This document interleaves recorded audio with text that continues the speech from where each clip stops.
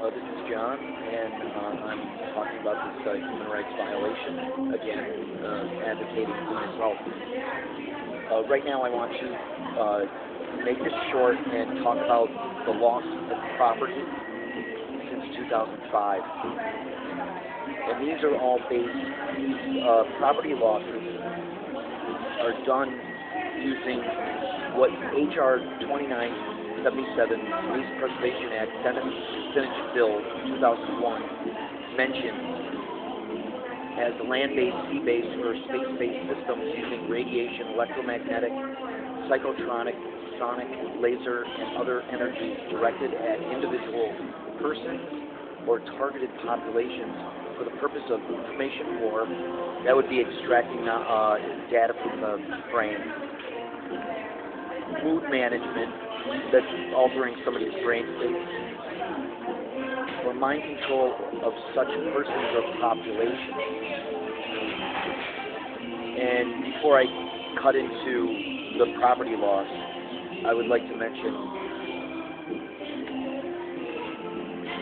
in 1998, Morton Sklar compiled a report by the Coalition Against Torture and Racial Discrimination, a joint working group of non-governmental civil and human rights groups in the U.S.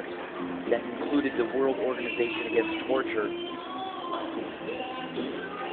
And in this, he stated that, quote, newly emerging areas of technology and weapons development.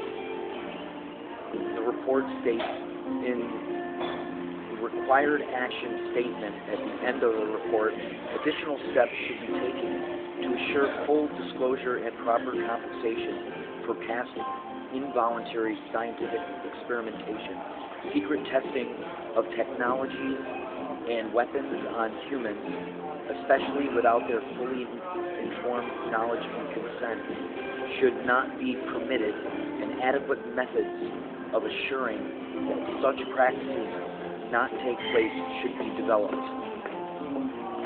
Well, 8 years I've had a living hell. Property losses since 2005. These weapon systems were used to put people in my presence to conspire to lure me into them as a friendly, as a gesture of making friends. So I was drugged in a restaurant in Guangzhou City, and when I saw that something wasn't right, I tried to leave, and a woman followed me, and I was drugged, and I could not push her, I could not prevent her from entering the cab that I ran to get in. And I'm sitting in the cab, and she's riding in the cab, and she had claimed that she lived near my home. As soon as I get out of the cab in front of my building, Shuanzi Xingchun Twin Star apartment complex opposite the university main gate, Sun Yat-sen University, I got out of the car and I ran to the elevator. And we had a video that me and the police officer and somebody from the building management saw. She ran after me and pushed the door open and came in. And she's pointing at me saying, I need her assistance to go home because I drank too much, but I didn't drink too much. I was under the influence of a drug slipped into the food. So these weapon systems knew where I was going. The people monitoring me knew where I was going. They put these people around the table where I'm going to be seated. They conspired with the restaurant before I got there to put something in the food. I was the only one to eat the food. And the beer was opened at my table, so nothing went in it. So it was the food. I lost $1,000 worth of electronics in my camera. Nothing else happened until a series of cell phones were stolen to keep me isolated within the group that they were using as a social circle. and that began to happen in September during the new semester.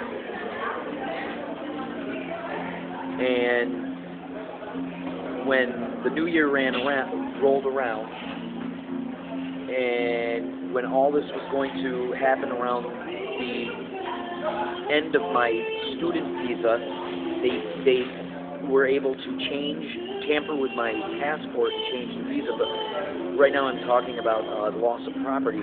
They set up, to make it a crisis, they had 2 thefts within 2 to 3 days of each other, and these involved the people, everybody I knew, luring me out to go with them, and that was the link in the chain that caused in these 2 incidents my laptop to be stolen, drugged in my home with a guest,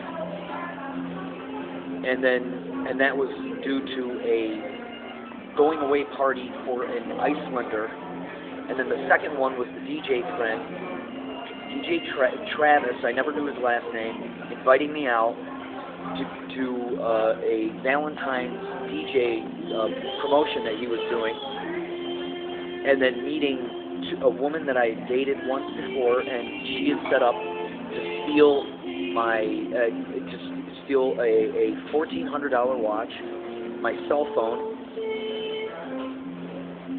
and this was the crisis. And this was and then everybody on both sides of the Pacific were being choreographed around this. And then from there on, I've lost.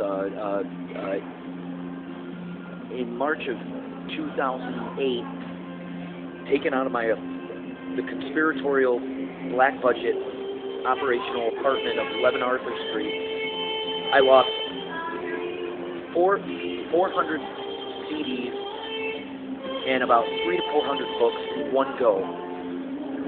And they used keys the whole time I lived there. The police never reported anything. The police were commandeered by these people, the Binghamton police. I never got anywhere. And my apartment was entered and clothing destroyed. Over $800 worth of clothing destroyed in 2009 and 2008. My $150 mint pair of Clark shoes gone in September 2007. This went on, and this was a lockdown operation, and there was nothing that nobody could do. Can you believe that? Right here in your beloved United States of America. Well, take care. Bye.